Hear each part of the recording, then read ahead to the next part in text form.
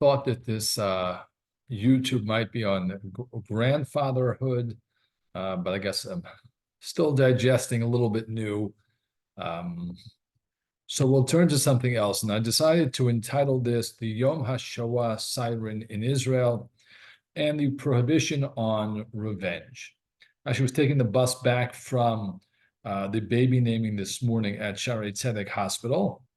And I knew it was Yom HaShoah, and then I saw everybody getting up, and I'm looking around thinking, what are they doing? And then I said to myself, idiot, this is the siren, and everybody stands up, the cars pull to the side of the road, and everybody of all different types of people stop to think about what happens to Am Yisrael. It's a very, very powerful moment. With that, I want to move to the prohibition on taking revenge. Lo tikom velo titor. It's not, as one would think, the most intuitive and logical of prohibitions. Right? What's an example? I mean, what's taking revenge? The Gemara says, if I go to you and I say, listen, I'm having a carpenter issue.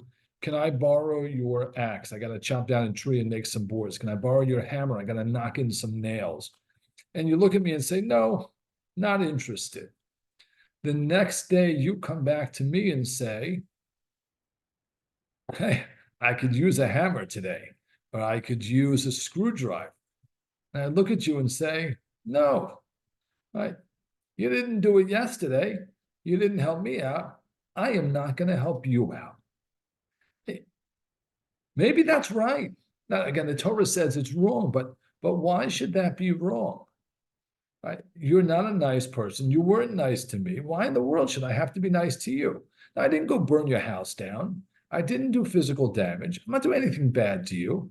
But why do you deserve that kindness? Right? That's actually a very good question. And it leads to a couple of fascinating answers. I'll share with you three. The third is actually the most fascinating. And I saw this in a new book I picked up. Every time I go to Israel, I try and find some new books. I've introduced myself to the world of Hanan Porat, who I'm sure you will hear about from me in the near future. So he gives three answers, right? The first answer is from the Rambam, and it basically says, listen, you have to understand stuff in this world is really nonsense. That's really important. If you know it's not really important, you can be a sport. And then he quotes from the Sefer HaChinuch, right? Slightly different angle, maybe a very different angle, right? If something bad happens to you or something good happens to you, you have to know it's from HaKadosh Baruch Hu, and therefore don't hold it against X, Y, or Z. I'm not sure Sefer HaChinuch is actually cogent. I mean, we love the Sefer HaChinuch. The fact that it comes from HaKadosh Baruch Hu doesn't mean this person has a right not to be nice to you. Right? The fact that Hashem said we're going to be in Egypt didn't give the Egyptians the right to torture us and enslave us for, a couple of centuries. The other issue with those two suggestions, says Hanan Porat, is that if you look in the Chumash, right, it is limited only to B'nei Amecha, right? It says Lo Tikom V'Lo Titor, and B'nei Amecha, right? People of your nation. If this is really, bad things are happening to you, comes from Hashem, it can come from anybody. It can come from Jews, come from non-Jews, come all around, right? And certainly if we're supposed to learn that the world is, the financial, physical matters of the world are not really important, that should also be for everybody. Number two, it's inherently connected to V'ahavta l'reacha kamocha, right? Do not take revenge to the people of your nation. Same verse, V'ahavta l'reacha kamocha, love your neighbor as yourself. It seems that this is about, right, loving re'echa. Re'echa is, right, your fellow Jews. It's about the Jewish people more than it is about an important philosophical lesson.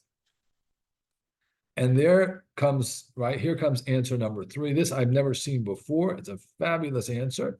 It is from the Yerushalmi. The Yerushalmi says that if you recognize and realize that really the entire Jewish people are one organism. They're united as one.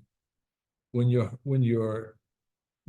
take revenge on your neighbor, when you deprive a fellow Jew of something, says the Yerushalmi, and I'll read it to you because it's an amazing line. I'll read you the whole Yerushalmi because it's amazing. Kevan shekol Yisrael guf echad hein. Since the entire Jewish people is one body, right, one organism.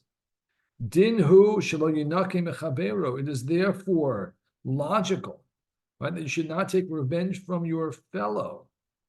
Shehu can noke migufo, because it's as if you are taking revenge from yourself. Right?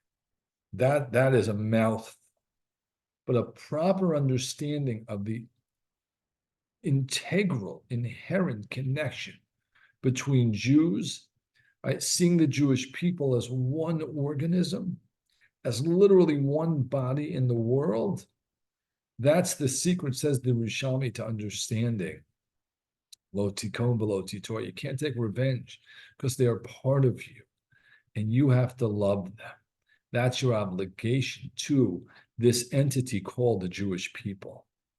That's a very, very powerful idea. It certainly is felt during the Siren for Yom HaShoah. Right? We feel that in a collective negative way, right? It happened to us as a people.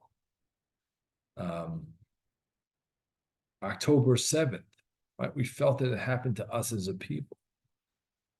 And if we can remember that we're united as one, like one body, that is, of course, our way out of the tragedies and the disasters into better eras, having the Jews come together, fully understanding that we are one as a body. It's an amazing formulation for the Rishalmi. That will bring us to much, much better places. That I wish you a Shabbat Shalom.